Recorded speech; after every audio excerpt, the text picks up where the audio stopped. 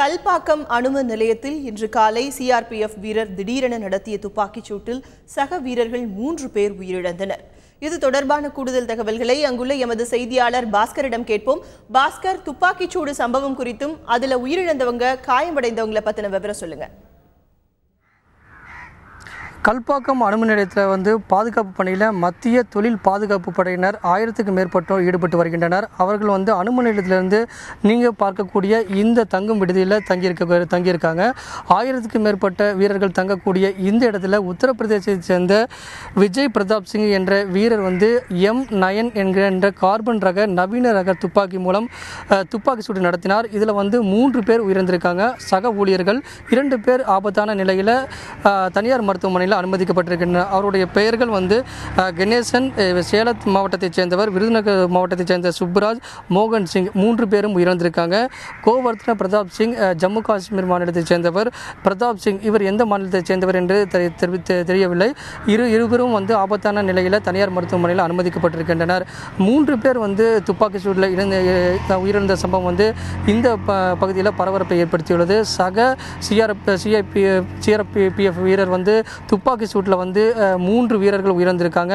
அவர்களுக்கு ஏற்பட்ட மோதல் காரணமாக இந்த சம்பவம் நடைபெற்றிருக்கிறது முதல்கட்ட தகவலாக தெரிகிறது.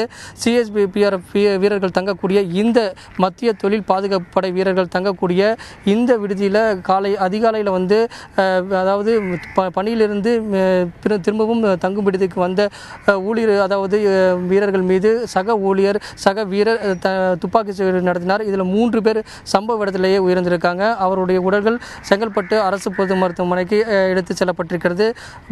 அதாவது காயமுற்ற 2 வீரர்களுமே அரசு மருத்துவமனைக்கு சிகிச்சைக்காக அனுப்பி வைப்பார்கள் என்று எதிர்பார்க்கப்படுகிறது.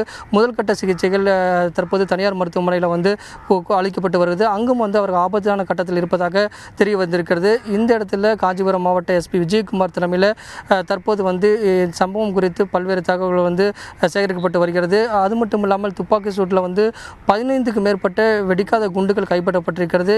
முழுவதுமாக இந்த பகுதியில் இரத்த கரை படிந்திருக்கிறதாக தகவல் கிடைத்திருக்கிறது. உள்ளே காவலர்கள் மத்திய தொழில் பாதுகாப்பு படையினர் அனுமதி மறுக்கப்பட்டிருக்கின்றனர். இருந்தபோதும் தமிழக காவல்துறையும் மத்திய தொழில் பாதுகாப்பு படையைச் சேர்ந்த அதிகாரிகளும் இந்த இடத்துல முகாமிட்டு சம்பவத்துக்கான காரணத்தை தெரிந்து வருகின்றனர். அமலா, பாஸ்கர், இந்த சம்பவம் தொடர்பாக போலீசார் ஏதாவது நடவடிக்கை எடுத்திருக்காங்களா? விஜய் பிரதாப் சிங் உத்தரப்பிரதேசத்தைச் சேர்ந்தவர் தற்போது கைது செய்யப்பட்டிருக்காங்கிறது தகவலாக தெரிகிறது. இருந்தபோதும் அவர் எங்கே வைக்கப்பட்டிருக்கிறார், அவரிடம் என்ன மாதிரி விசாரணை நடைபெறுகிறது என்பது குறித்து தகவல் எதுவும் தெரியவில்லை. இருந்தபோதும் உத்தரப்பிரதேசத்தைச் சேர்ந்த விஜய் பிரதாப் சிங் இவர் தான் துப்பாக்கி சூடு நடத்தினார். அவர் வைத்திருந்த M9 கார்பன் ரக நவீன துப்பாக்கி மூலம் துப்பாக்கி சூடு நடத்தினார். அது 30 குண்டுகள் வரை சீறிப்பாய்ந்து தாக்கக்கூடிய அந்த நவீன ரக துப்பாக்கி மூலம் துப்பாக்கி சூடு நடத்தியதில் சம்பவ இடத்திலேயே 3 மத்திய தொழில் பாதுகாப்பு படையைச் சேர்ந்த வீரர்கள் சக வீரர்கள் உயிரிழந்திருக்காங்க. இதனால் மற்ற ஊழியர்கள் பயந்து அலறி அடித்துக்கொண்டு ஓடியதாகவும் இந்த பகுதி மக்கள் தெரிவித்திருக்கின்றனர். காயமுற்ற 2 வீரர்களும் ஆபத்தான கட்டத்தில் தனியார் மருத்துவமனையில் சிகிச்சை அளிக்கப்பட்டு வருகிறது. தொடர்ந்து இந்த பகுதியில் மக்கள் உள்ளே செல்வதற்கு அனுமதி மறுக்கப்பட்டு அந்த தங்கும் விடுதலுக்கு அருகில் யாரும் செல்ல அனுமதி மறுக்கப்பட்டு தொடர்ந்து விசாரணை நடைபெற்று வருகிறது.